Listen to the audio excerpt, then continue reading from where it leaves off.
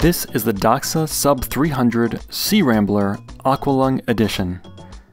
Each part of this mouthful tells us a little something about this watch, so let's break it down. Doxa isn't a household name. It never was and probably was never intended to be. Looking at Doxa's current lineup of exclusively dive watches, you might never guess that Doxa was founded back in 1889. The company's founder included his name in the company's wordmark. Georges du Commun Fabrique Doxa. Doxa being the Greek word for glory. Like many watchmakers of the time, Doxa began with pocket watches and eventually moved into wristwatches.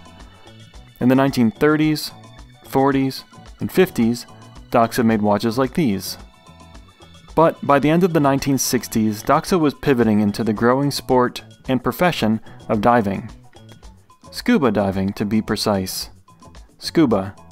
Self-contained, underwater, breathing apparatus.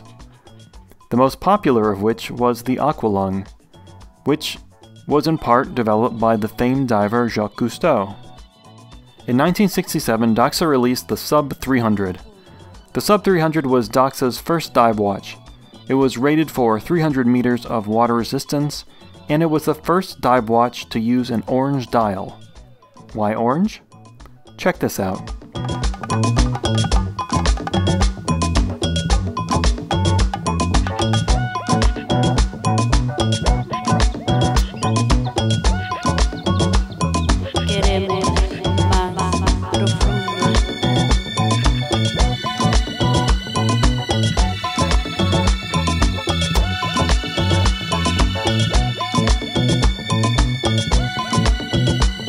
The dial color wasn't the only innovation though.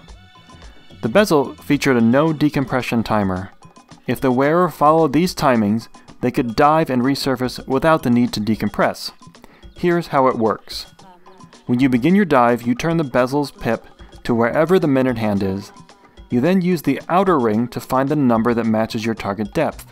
So for example, if I was going diving to a depth of 100 feet, I would turn the bezel and look at how many minutes I had left to get back to the surface. In this case, as long as I was back up in 25 minutes, I could ascend without decompression. The Sub 300 was so impressive that Jacques Cousteau himself took notice. Not only did he wear the Doxa, but he licensed the watch to be sold by his company, US Divers. Those watches sold by US Divers were marked with that company's logo, the Aqualung. So now we know about Doxa, Sub 300, and Aqualung. The edition part of this watch's name is because this specific watch is something of a reproduction of the original Doxa Aqualung. In 2017, Doxa announced that they were reissuing the famous orange Aqualung in its original dimensions, but with some modern materials like a sapphire crystal. That was limited to 300 pieces. A year later, in 2018, Doxa announced this watch, the Silverlung, also limited to 300 pieces. And that brings us to Searambler. Searambler refers to the dial color, which is a beautiful sunburst silver. Doxa has a different name for each dial color they produce. Silver is Searambler, orange is Professional, black is Shark Hunter, blue is Caribbean, yellow is Diving Star, and aquamarine is, well, that's aquamarine.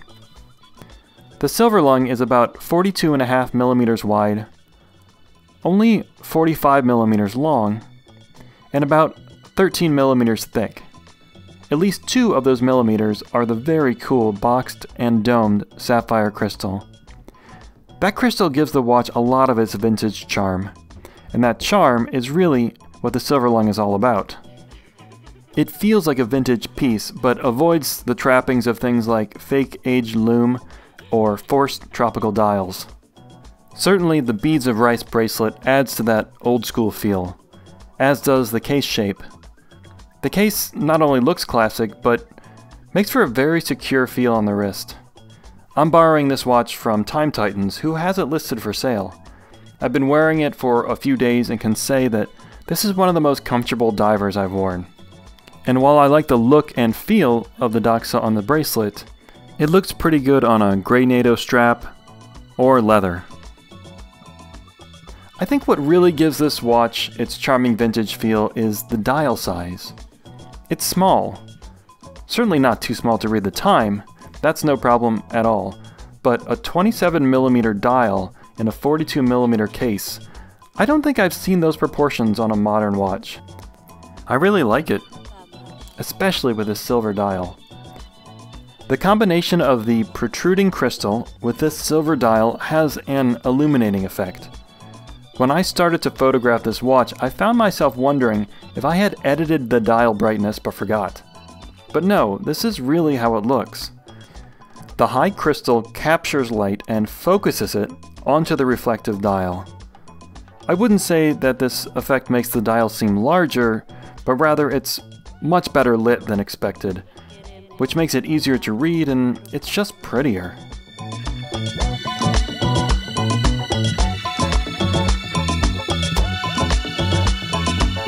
Inside the silver lung is an ETA 2824-2, which has been COSC chronometer certified.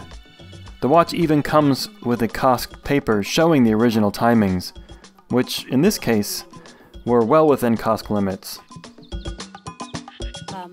The Doxa Sub 300 Searambler Aqua Lung Edition appeals to people like me who love the look and heritage of vintage pieces, but don't want to treat a watch like it belongs in a museum.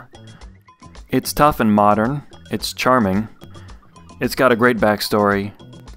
It's not a watch you wear to impress the masses. It's a watch you wear to stay connected to history, and maybe your love of diving, and yeah, okay, to look cool to the nerdiest of watch nerds.